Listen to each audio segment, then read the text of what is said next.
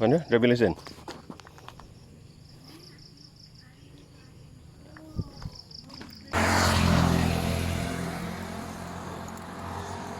Rotek ada? Apa ni? Ini van siapa punya? Ini kawan saya. Kawan punya Melayu? Ini Melayu punya? Ada geran? ada geran. Mana geran? Geran satu. Tak bawa. Paspor bawa? Rumah. Rumah? Paspor tak bawa? Paspor ada? Ada. Ada. Mana tengok? Tak apa, saya tak pegang. Paspor dalam handphone? Ni celaka. Paspor. Paspor kena bawa lah. Real paspor tak ada? Apa paspor macam ni? Okey, tak apa. Abang duduk sebelah. So, tolong bawa. Saya nak bawa. Duduk sebelah. Sit dah. Duduk. Sebelah. ada. Oh, tak apa. Dia langgan anak aku Dia langgan anak kawan kampung kita Tak apa. Dia orang Islam. Tak apa. Dia orang susah. Kita bagi lepas.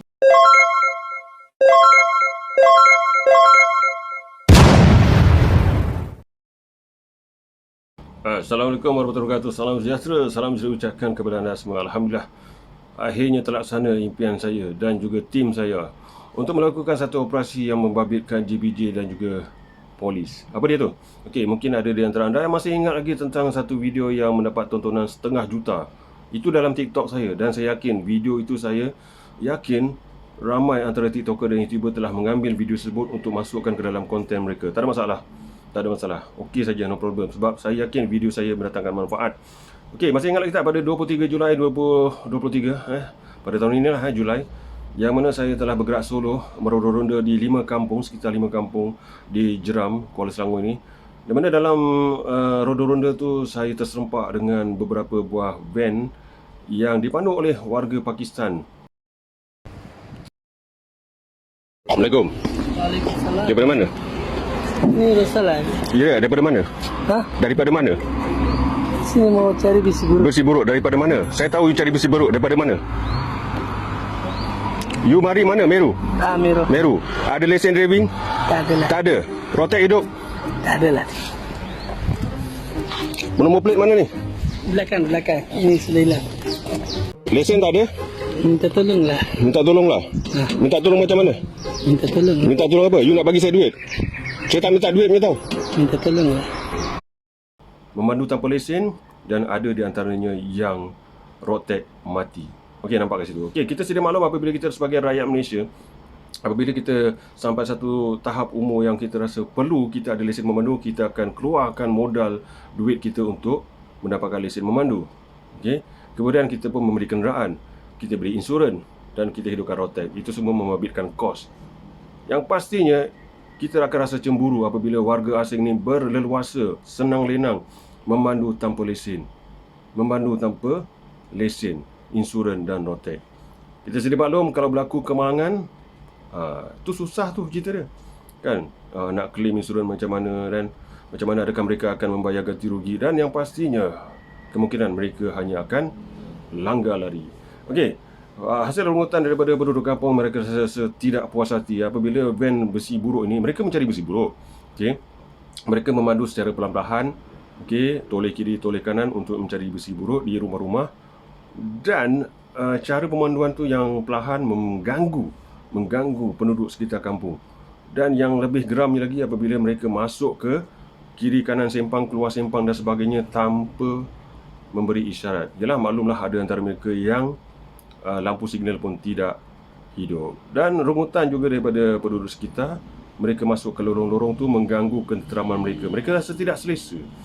Dan satu lagi kan, yang saya nak ulang balik tadi, iaitu jika berlaku kemalangan, langgar anak kita, kan, langgar penduduk kampung, langgar orang tua dan sebagainya, menjadi satu kesukaran untuk selesaikan masalah itu. Okey, lainlah kalau penduduk kampung ini tanpa rotek, lesen dan sebagainya, kita boleh siasat, kita boleh berbincang dengan ahli keluarganya dan sebagainya. Tapi itu pun bukan satu benda yang digalakkan atau dibolehkan. Okey, cuma perlu berhati-hatilah. Yang kita geram ni, mereka merentasi daerah. Okey, kita di Jeram, kami di Jeram, mereka rata-ratanya datang daripada Meru. So, adakah orang-orang Meru, kan, saudara-saudara rakyat Malaysia yang di Meru, adakah mereka ini tidak ada besi buruk, ataupun mereka tidak mahu menjual besi buruk kepada warga Pakistan ni? Boykot. Okey, jadi sampai mereka terpaksa merentas daerah masuk ke Jeram. Okey. Daripada rakaman yang saya buat tu, saya terjah tahan tu, ramai yang komplain kenapa tak serahkan kepada pihak polis ataupun GPJ ataupun immigration dan sebagainya. Ia bukan satu langkah yang mudah seperti yang anda letak di ruang komen tu.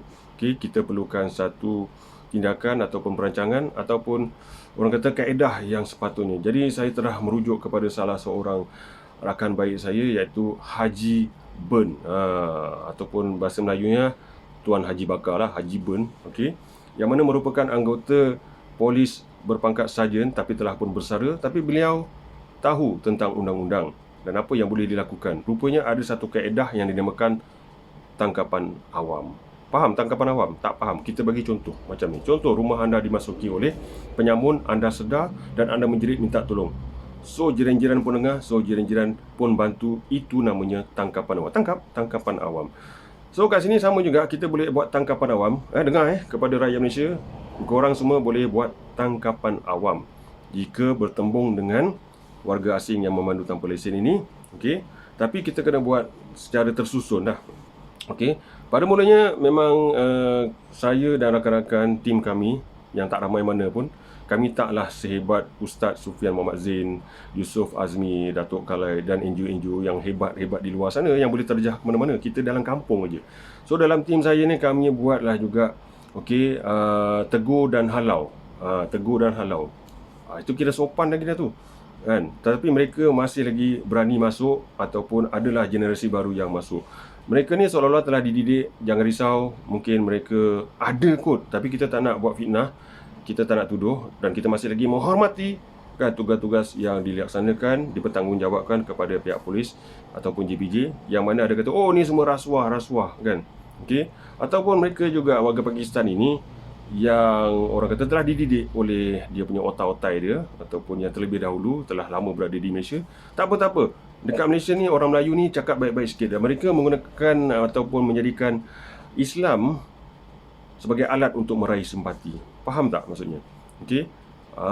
Maksudnya mereka adalah, ini saya lalui sendiri, mana mereka menunjukkan video pada handphone mereka tentang kedaifan, kesusahan, kemiskinan anak cucu mereka di Pakistan sebagai alat untuk kita lepaskan mereka. Dan mereka kata we are brothers kan, Muslim kan, cari makan. Tak boleh macam tu. Okey. So adakah dengan alasan itu membolehkan kalau berlaku kemalangan, oh tak apa, dia langgan anak aku dia langgan anak orang kampung kita tak apa, dia orang Islam, tak apa, dia orang susah, kita bagi lepas. Tak boleh kan? Sebab tadi tu termasuk rasa cemburu lah, kerana kita ada lesen, kita bayar lesen tapi dia orang tak bayar lesen, dia orang tak bayar insulin, tak bayar road tax. Nampak tu. So benda ni kita tak boleh lepaskan itu. So kaedah tadi tangkapan awam tu, okey, sebelum saya terlupa, saya ingin sampaikan macam mana kaedah dia. Okey, mula-mula kita hubungi polis, tapi polis tahan dan buat macam statement ke macam tu, jadi dia lepas macam tu saja. Sebab bidang kuasa polis ni agak terhad. Okey, yang itu tak nak cerita kan, itu nanti dipanjang videonya kan, kerana bukan semudah itu untuk anggota polis menahan warga asing. Dia ada SOP dia.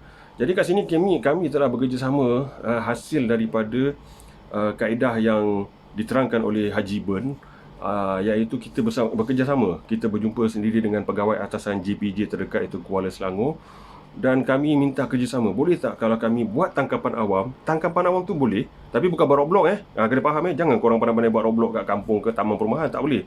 Kita buat tangkapan awam dan minta pihak JPJ bersiap siaga untuk dihubungi dan bantu kami untuk seterusnya lah, saman ke sita ke inspection ke pemeriksaan dan sebagainya. Pegawai JPJ amat seronok dan bersetuju dan akan memberikan sokongan 100% untuk operasi ini. Nampak? So alhamdulillah, kami minta hari Ahad boleh tak? Kita tahu hari Ahad JPJ tak buka kan, kaunter JPJ tak buka, Sabtu pun tak buka kan. Rupanya hari Ahad anggota JPJ ada yang perlu dan bertugas pada hari Ahad. Kaunter tutup, tak apa. So alhamdulillah hari Ahad yang lepas ni, beberapa hari yang lepas ni, so kita dah merancang. Okey, kita dapat tangkap satu saja kan. Kita jangan buat roadblock dan kita jangan buat cara kasar ganas. Kita tahan elok-elok dan saya menggunakan teknik tahan elok, tanya sekilo berapa ke macam tu lah, elok-elok, dan kami tahan mereka dan pegang kunci dan hubungi pihak JPJ. Dapat yang pertama tu hubungi JPJ. Rupanya selepas dapat van yang pertama, dapat lagi 3. Itu pun ada lagi difahamkan 2 atau 3 lagi yang berjaya meloloskan diri kerana seolah-olah dapat menghidu operasi kami. Dan mereka melarikan diri. Ya, laju. Nampaklah kemudian daripada 4 yang kami berjaya tahan, JPJ pun datang, polis pun datang. Polis datang untuk tindakan lanjut dari segi kesalahan dokumen, immigration, iaitu mereka tak bawa pasport, kan. Mereka tak ada dokumen sah, macam tu lah, dari segi pasport lah, senang cerita. Jadi pihak JPJ telah membuat tindakan lanjut, sita. Tetapi sebelum tu dibawa ke balai dulu untuk tindakan lanjut yang membabitkan immigration. Nampak ke? So video aku kali ni adalah apa yang ingin aku sampaikan, bahawa korang semua, rakyat Malaysia, kita semua boleh membuat tindakan membantu pihak polis dan JPJ Immigration, penjawat awam. Kita kena faham bahawa anggota JPJ, anggota polis dan juga immigration bukannya ada kuasa berbawai, bagi 4 ke, bagi kuasa 3 ke apa ke, tak boleh. Okey. Dan aku difahamkan juga hasil perkenalan kami dengan 2 anggota JPJ yang bertugas pada hari tersebut mengucapkan berbanyak terima kasih kerana memudahkan. Bukan mereka malas, kan? Bukan mereka ni orang kata duduk saja di pejabat apa semua. Tak, tapi inilah untuk masa depan kita, rakyat Malaysia. Kita kena buat operasi macam ni sebenarnya. Ini untuk bukan apa, untuk masa depan anak cucu kita. Kita kena faham betul mereka mencari makan, okey, di negara kita. Tetapi kita kena sedia maklum, terdapat semakin ramai warga asing yang besar kepala di Malaysia ni, tidak menghormati undang-undang dan boleh memaki, boleh melawan, kan. So tak payah nak gerak solo, tak payah jadi hero.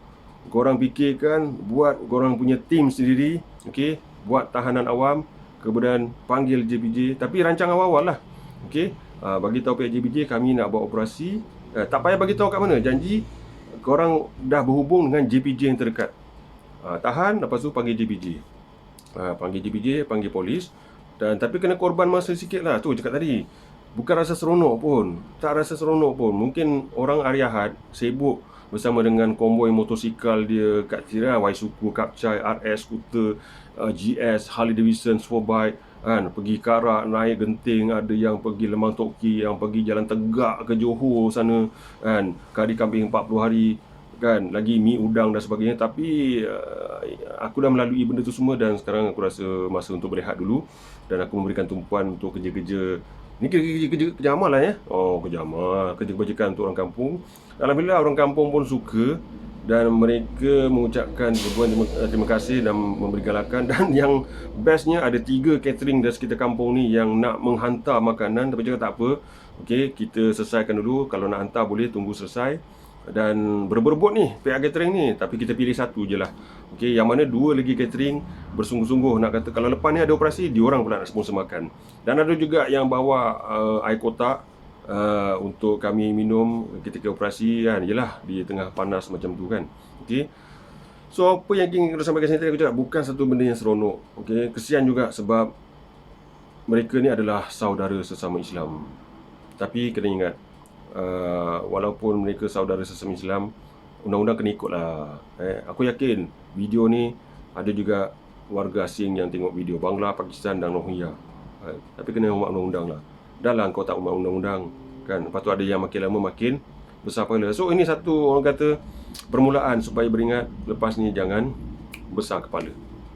Nampak kat situ. Dan macam tadi aku mula cakap, tolonglah faham apa yang ingin sampaikan kat sini. So sekarang ni terbukti. Mungkin ada di sebelum ni yang kata, alah bro, kau hanya pandai berceloteh di depan kamera saja, kan, tak pandai bertindak. So kepada mereka-mereka yang mencabar, ini sebagai satu cabaran lah. So aku dah tahu cabaran korang, di mana aku buat operasi bersama dengan tim aku. Tim aku tak sehebat ni lah, tak sehebat tim-tim yang lain lah, okay. Tapi maknanya kat sini, kan, korang boleh jaga kawasan korang.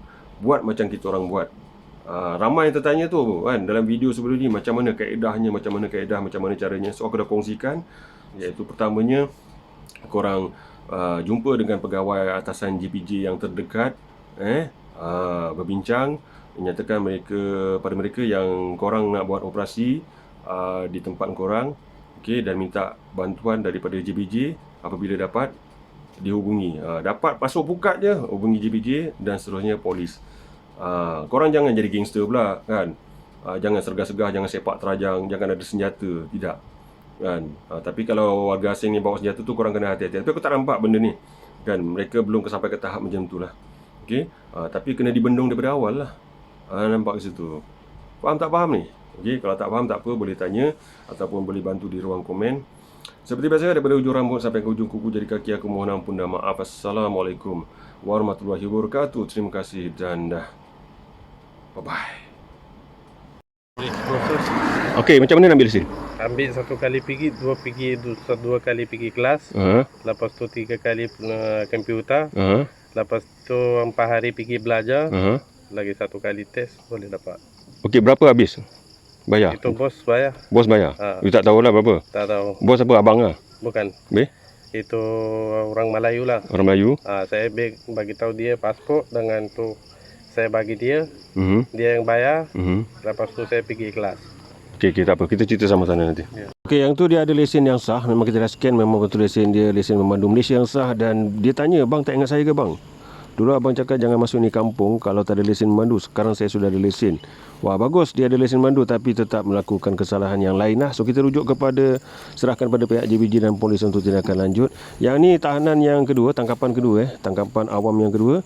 Tiada lesen memandu dan tidak membawa dokumen yang sah. Okey, dan kita serahkan juga pada JBJ dan polis dalam operasi ini.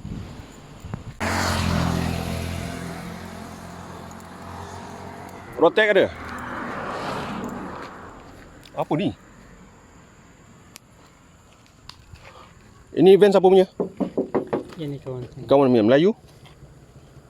Ini Melayu punya. Ada geran? ada Mana geran? Tak bawa. Pasport bawa? rumah. Rumah. Pasport tak bawa? Pasport ada? Ada. Ada. Mana tengok? Tak apa, saya tak pegang. Pasport dalam handphone. Ni celaka. Pasport. Pasport kena bawa lah. Real pasport tak ada? Apa pasport macam ni? Okey, tak apa. Abang duduk sebelah. So, tolong bawa. Saya nak bawa. Duduk sebelah. Sit there. Duduk. Sebelah. Okey, geng. Dapat satu lah. Rotek hidup mati ni. Rotek hidup. Okey. Kemudian pasport tak bawa. Prospek mati Pasport mati. Baru nak renew.